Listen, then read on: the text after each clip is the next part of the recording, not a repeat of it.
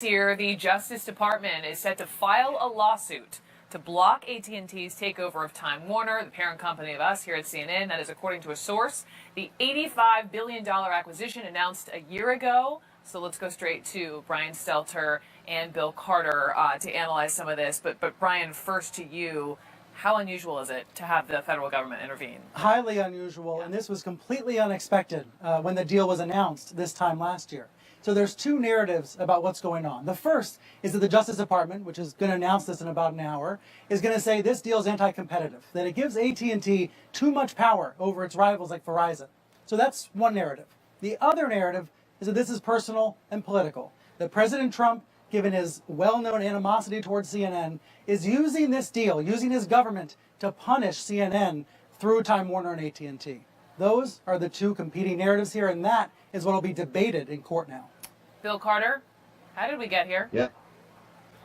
Well, it's interesting. I mean, the president, when he was running for office, said he was going to try to block this deal, and he has openly expressed his hostility towards CNN. And, you know, we've heard the stories that CNN, the sale of CNN was somehow brought up in these negotiations. So, you know, it's going to be very difficult for them to totally say this is unrelated. I'm sure they will say that. But it is a very unusual thing for a Republican administration to take a position that is sort of anti-business. And that's what this would be seen as.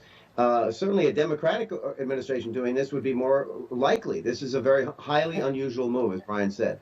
Yeah, President Bernie Sanders would have seemed inclined to do something like this, where he would use antitrust law to try to challenge acquisitions. It's unusual, though, to see a Republican administration doing this, but it has been expected for the past couple of weeks.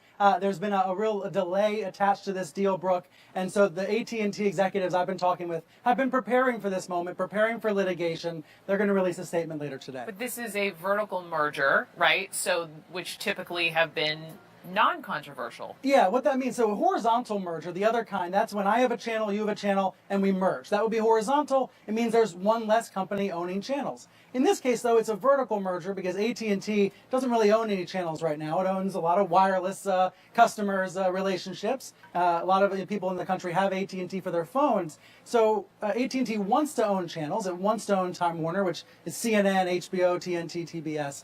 Vertical mergers typically have been blessed by the government, have been approved, usually with some conditions attached. That's why it comes as a surprise that the Trump administration's DOJ is intervening here. But they say they have a case. We know the antitrust chief has been laying the groundwork for this. So they're going to make their case this afternoon. AT&T will make its case. And this will be fought out in the courts for at least several months to come. So off the bat, Brian laid out two different narratives, two different ways to look at this. Bill, so my question to you is, if of one narrative, if this is being done to hurt CNN, how does this hurt CNN? Well, it would only hurt CNN if AT&T capitulated to this kind of pressure and said, okay, we're going to sell off that asset in order for this deal to be consummated.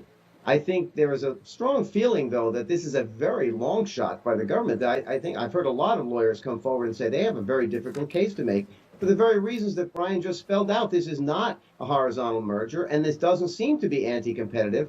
And I think they're going to have a hard time making that case. And, you know, the fact that there's this other political aspect hanging over it only adds to the questionable aspect of it, it seems to me.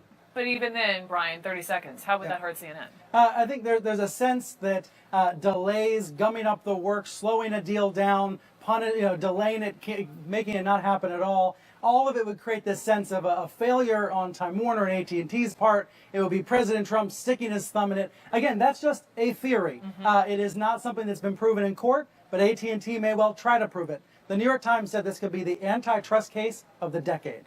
Brian Stelter, Bill Carter, thank you. The lead with Jim Sciutto starts now.